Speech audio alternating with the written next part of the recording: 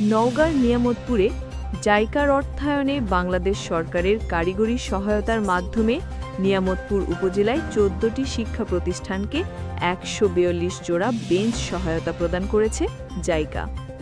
৬ November বৃহস্পতিবার সকাল ১১টার সময় উপজেলা নির্বাহী অফিসারের কার্যালয়ের সামনে ১৪টি শিক্ষা প্রতিষ্ঠানের মধ্যে এই বেঞ্চগুলো প্রদান করা হয়। উক্ত অনুষ্ঠানে প্রধান অতিথি হিসেবে উপস্থিত ছিলেন নিয়ামতপুর উপজেলার সুযোগ্য নির্বাহী অফিসার মুর্শিদা খাতুন।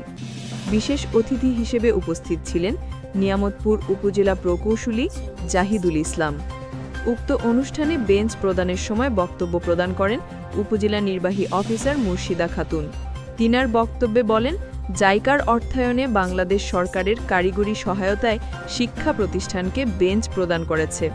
জাইকা শুধুমাত্র শিক্ষা প্রতিষ্ঠানকেই নয়, আরও বাংলাদেশের উন্নয়নের জন্য নানাবিধ কাজ করে যাচ্ছেন। এই জন্য জাইকা সংস্থাকে ধন্যবাদ।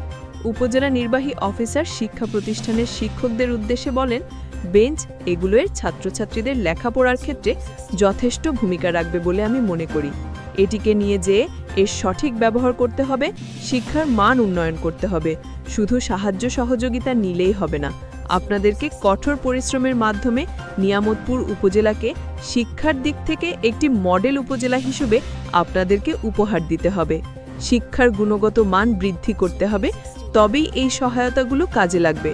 শুধুমাত্র বেঞ্চ থাকলেই চলবে না, শিক্ষার মানকে উন্নয়ন করার জন্য নিয়মিত পাঠদান দিতে হবে।